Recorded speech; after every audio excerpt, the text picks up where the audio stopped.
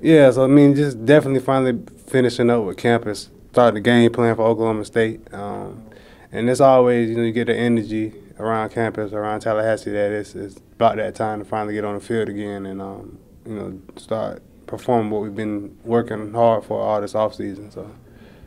You've been through this a few times of just getting the butterflies, and that first game's coming up. But what's the butterflies like now, knowing this is your senior year and you're gonna play in a pretty famous stadium to open up the season? Right, it's a blessing. I mean, just you still get butterflies, obviously, because competition and you want to go out there and perform well. So, I mean, but it's definitely. I've never been in Dallas Stadium, so it's my first time going. So, I mean, it'd be interesting to see how it is and just being in there and playing in there.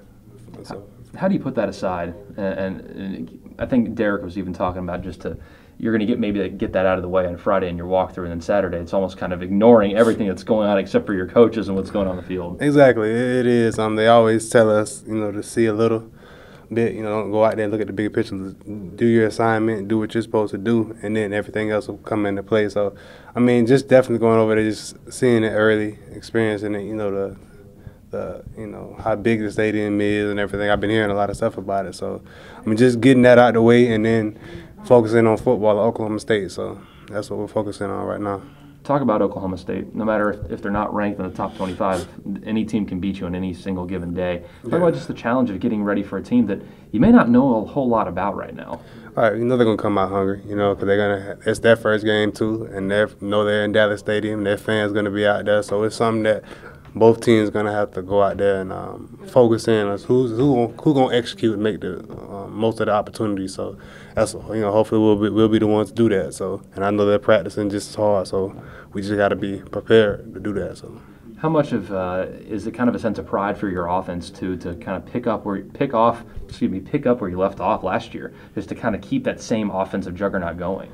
Right. I mean, it's a different offense, of course, and we look to score points. That's our jobs, to score points. So, I mean, just looking at it, just like I said, focusing on the play, making the little things going to get us to be what we were. So, but like I said, it's a different personnel, different situation. But we definitely put up a lot of points. But Talk about you two. You've waited your turn for so long, and now you're a starter. Mm-hmm. You're the guy that's going to start first game of the season and hopefully hang on to that role for a while. Mm-hmm. How much of a sense of pride do you take in this, and how much of it is, I just want to go out there and make plays for my team? Yeah, both. Just waiting a long time for this, and just know I got to go out there and work because nothing given. I got to go out there and do my job and make plays when the opportunity is given to me. So, I mean, like I say, but it's been a blessing. So I'm just trying to, like you said, just make sure I do my part to help my team out and win. So.